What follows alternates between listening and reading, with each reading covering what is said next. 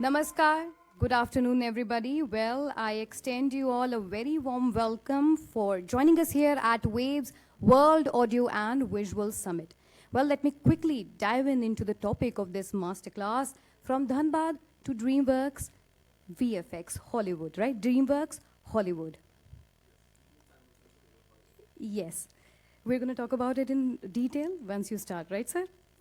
So, for that purpose, let me first introduce our guest to all of you, Pradipto Sengupta. Let's welcome him on stage.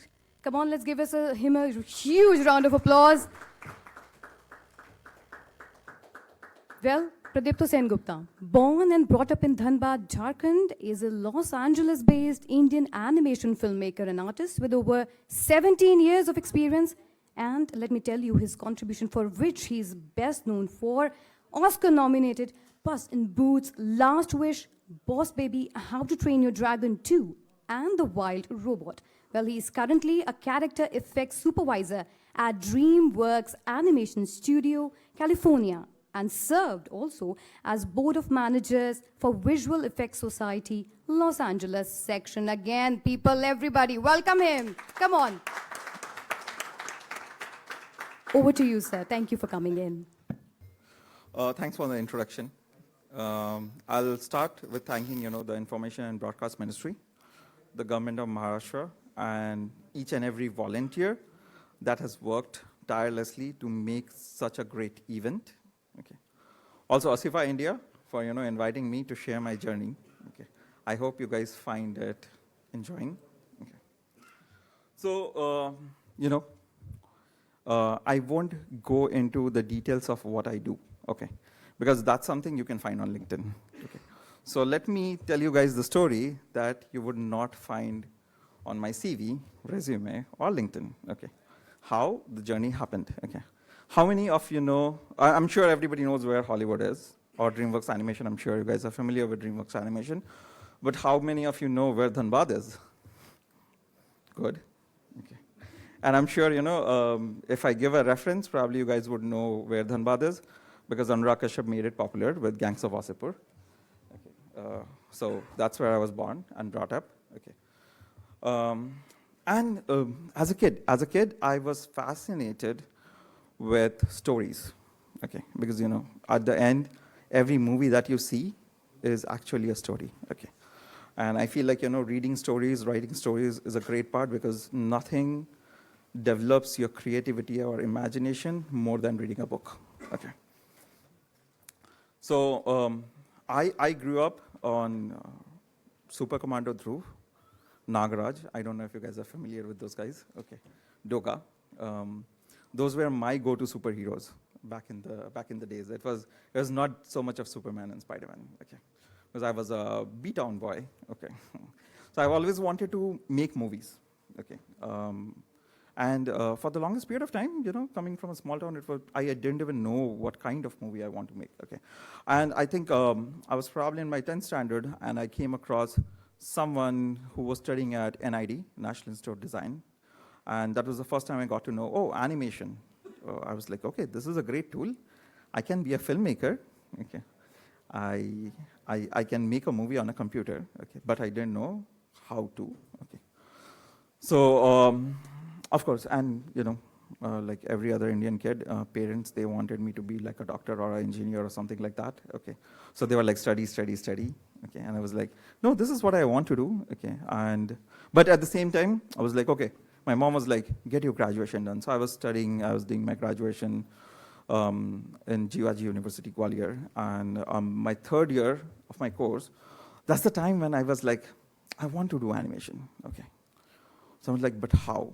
So it was one of my summer vacation, and I asked my dad that, hey, I want to do this animation stuff, but I'm really not sure, okay, if this is something that I can do. So I was like, I borrowed 10,000 from him and a 2-month course.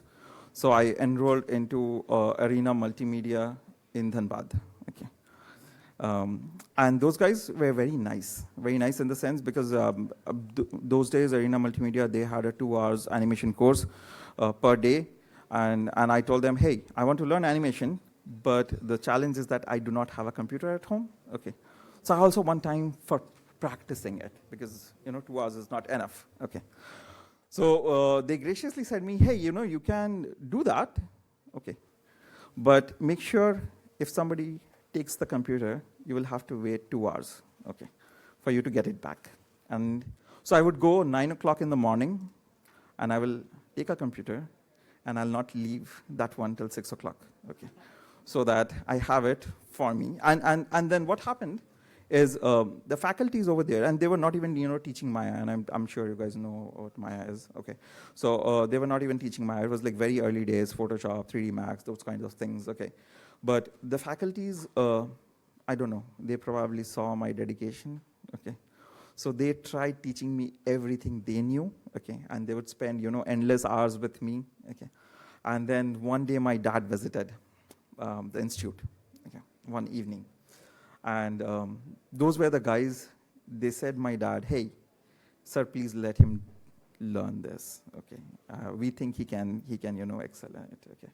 And I think that was the first moment when I got that self-belief that, this is probably a career that I should take. And to be honest, those days, like, I did not know anybody in the industry, okay. I didn't even know that an industry exists in the first place, okay. So I was like, then of course the first question came is that, okay, I know that I want to do animation, but now where do I do it? Okay. So there was this institute in Calcutta, okay. It was a joint collaboration between the government of West Bengal and Toons, okay. So I enrolled in that, and that's where the journey began in 2006, okay. So studied over there, and I think that was a fascinating course that we went through, okay, because what I really loved about our institute is that they always pushed us to be a creative artist, okay. The focus of that institute was not teaching us softwares or tools. They would always say, hey, learn animation, love the craft, and it's like, you love to draw, okay. Once you love to draw, it doesn't matter, if you are drawing with a pencil or a pen or, paints or stuff like that. So animation is also something like that, okay. You love the craft, and you can learn the tools, okay. So I studied over there, and then I got my first job through campus placement, okay. And I got into big animation, which was working on Little Krishna, the TV series, okay. It was a great show. It was an IP project, and I was blessed to start on a project that was an IP project, okay. Because at that point of time, if I really look at Indian animation industry, most of the work that was getting done was for some outside studio, okay. So that's what was happening, okay. So while I was working over there, it was great, and I started my career as a rigging artist, okay. And it was also the toughest year, okay. So I started in 2007, and the industry got hit with the 2008 recession, okay. And a lot of us lost our jobs, okay. But as they say, one door closes, another one opens, okay. So that was a time to pick up another skill, and fur grooming was very new, okay, like hair and fur grooming. So Crest Animation Studios was doing their first animated movie, okay, and I somehow managed to get a job over there, okay. But it was not just that. Those were like the early struggle days, okay. The pay scale in India at that point of time was like really, really bad compared to, living in a city in Mumbai, okay. So there was one point of time I was sharing an apartment with 15 people, okay. A two-bedroom apartment with 15 people, and the way it would work, and 5 of them didn't even have jobs, okay, but they were all friends. We were trying to help them, help each other out, while they can find land into their next job. So whoever was earning, okay, we would try to make sure, everybody is fed. And then I was in a graveyard shift, so I will work whole night. I'll come back in the morning, and I'll kick one guy who's sleeping on the bed. Hey, get up. It's my turn to sleep, okay, you go to work. Or if you don't have work, go and watch TV or do anything that you would like to do, okay. So that was life, okay. And to be honest, I still love my days at Crest, okay. like, I feel like those days have made us really, really strong, or I would say resilient, to survive in this industry, which at times is a little uncertain, okay? But that is something I would say in general with the entertainment industry. It goes in waves. Every time there is a high, there's going to be a low. Every time there is a low, you know that there's going to be a high, okay? So it's all about, surviving that phase, that moment, okay? So I was working at Crest. It was amazing. We were doing our first ever feature film, okay? And I was one of the first generation for artists, okay? So we're just figuring it out while making a movie. Nobody knew how to do fur, and there was no YouTube those days, okay? So it was not like, oh, there's a lot of content creators that are making tutorials and stuff like that. So you cannot really go to anything. The only source was the technical documentation, okay? So that was the enjoyable part. I used to get a lot of free pizzas. My creative director used to love me, okay?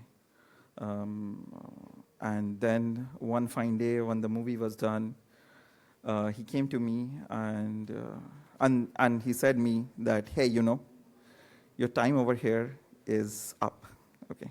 You should move out, okay? And he's a phenomenal guy. And that's what I would say, in my journey, I have met a lot of amazing people, mentors, supervisors, okay, that I would say have shaped me and my career, okay? So he came to me and he said that, hey, it's your time to leave this and look for a new opportunity, okay, where you feel like, you will grow more, okay? So that's how I landed up in a Dreamworks dedicated unit in Bangalore, okay? So I worked over there for next 7 years. And in 2017, I moved to China. Okay. Base FX. It was, again, a very fascinating experience, okay? Because I moved to China to help set up a startup studio who were working on their first ever animated feature film. And my job was to set up a character, Long. And I'll come back to Long about that character. The other part of the job was to train up the team, okay? And now training up the team, I had a whole bunch of artists which do not speak the same language. I do not speak Chinese, they do not understand English, okay? So we had a translator in between, okay? While it was great to do, the creative conversations was still fine. Sometimes I would go technical and I don't even know what my translator is translating because I have no clue what I am teaching if they're really learning that, okay? But at the same time, I feel like, the learning for me of that project was that when you have a bunch of passionate people that are trying to make a movie, language is actually not a barrier. You would often think, communication, like everybody would say, communication is so important. Yes, communication is important. I would not take that away. But I guess, passion is more, okay? So when all passionate people come together, especially on a creative field, and if they know how to do their job gets done at the end of the day, okay? And then Long, so in China, of course, it was a little tricky in a way that, that I had nothing else to do on my weekends, because even if I go out to a pub, I could not speak the language. So, people were nice, they were friendly. So I would spend most of my time doing that character, okay? And it was a gigantic furry dragon, which was supposed to scale. Anybody that has ever worked with fur knows that, fur does not scale, okay? So we had to figure out how to do this, okay? And this is a new studio, so it did not have any R&D or any, fancy tools and stuff like that. So it was like, oh, how do we do this, okay? On top of it, the additional challenge was like, nowadays we are so used to, going onto Google and search something. But now Google is banned in China, okay? So I cannot do Google, okay? And I cannot figure out how the rest of the world is doing this stuff, okay? The technical documentation is in Chinese. So then I would work during the day and go at night, okay? And log into my personal VPN and then do all my research at night and go back and then, implement that back into my work and make it happen. And that took me close to 10 months to, do that stuff, which was fine. But at the same time, I was like, looking for opportunities outside. Okay, because although I was enjoying my work, I probably was, it was a little hard socially, I would say. Okay, that you have no friends except that imaginary dragon. Okay. So that's when I was looking out, and luckily I got an offer from Dreamworks. Okay, so then I decided that, hey, I'll move there. Okay, but at the same time, there's a tiny story that I want to tell you guys during that phase. So I was like, I needed to hand over my work. I needed to hand over the dragon. Okay, which I almost felt like handing over my pet to somebody else. Okay. So I did all the technical documentation, and I was like, okay, I will, sign off on a Friday. My flight is next Thursday, and I was like, I'll chill for the next 6 days, enjoy the city and stuff like that. But as usual, all the work happens at the last moment. Okay. So Friday was my last day. Okay. I worked that Saturday. I worked that Sunday. I worked for the next 4 days. Okay. Nobody asked me to do that. Okay. But I know that they needed me to do that. Okay. And I worked till 5 o'clock. In the evening, and then 6 o'clock got onto my flight and left for LA. Okay. So yeah, the only thing I would say, the key takeaway is, of course, I'm not saying that you guys have to work that hard, but if you love what you do, okay, it won't feel hard. Okay. Yeah, you will just enjoy it. Okay. Cool. And then, once I don't know what time it is, but yeah. And then, the rest, I think, just happened. Okay. Like when I started, I never thought that I'll go to Dreamworks. Okay. But now I'm a part of it. It feels like living the dream. Okay. So, of course, and seek opportunities. Okay. So a lot of it's just being at the right time. Sometimes, taking up a challenge that nobody else wants to take. Okay. And follow your heart. Okay. I'll keep it short. And I think it's almost time. If there are any questions? Yeah, any questions? Yeah, I know. Let's take a couple before, we run out of time. Yeah, so sir, as you know, for grooming and you have worked with Dreamworks, Disney, so are you also planning to launch any kind of IPs from India in that quality that Dreamworks and Disney does?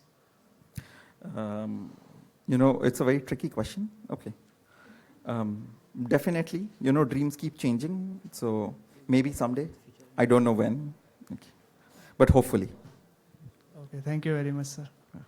How do you deal with being the only one in your family to pursue something that's different, or that's a little hard to explain or understand, at least for people that are close to you? I think, they still don't understand. My dad, definitely. He still thinks I'm a failure. Okay. But I don't know if he has watched any of my movies. Okay. My mom understands. Okay. My son loves Long. Okay. And he's just 2 years old, so he still doesn't know the story behind Long. Okay. I'm just waiting for him to grow up, and someday I can tell him the story that, this is a character that was done by me. Okay. So yeah, it's hard, but that's what life is. I think that's the story of every animator. I feel like most families do not understand what we do. Yours has been an inspiring story, the struggle and the dream you walked and the dream you live. Now we are living in the age of AI. How do you see the challenge for the animators and those who are in the VFX and other things? Can we make a living now? Because things can happen just by the push of the button. So mocap came, right? And everybody thought that mocap will take away animation. Okay. But did it? No. Okay. Same way, photography is there. People can click pictures, but did that take away people that do portraits? Okay.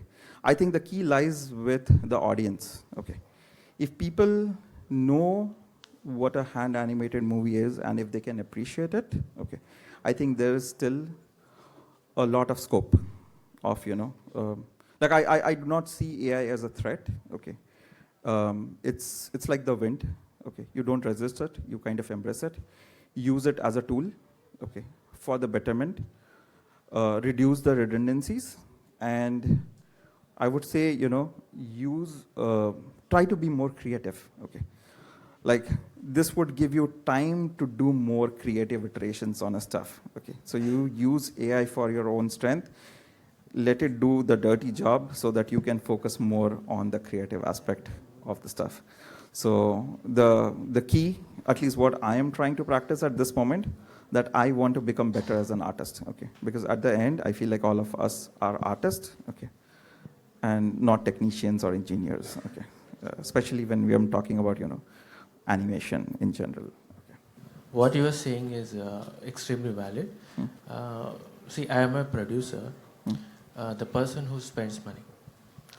So, if there is a choice given to me that an artist, the quality that is produced by an artist can be replicated with an AI, there is no contest. Yeah, absolutely. So, this is part one of my question. Second part is, going forward, do you feel that government should mandate the content which is created by AI should be mentioned clearly that it has been created by an AI? That's something that I think I am not the best person to say. Okay, but I know that a lot of things are getting labeled as AI generated content. Okay, so I think which is great to be labeled something like that. Okay, and of course, artists should get their due credit. Okay, in that way. Can I ask one more question? Yes. Yeah, we can continue. You can continue to chat with sir, and you can get your pictures also clicked. And with that, we have to end this session. Thank you so much, sir, for joining us and for sharing your wonderful journey with all of us and inspiring people over here. A big round of applause for Pradipto Sengupta. Come on, people. Thank you, sir. Thank you.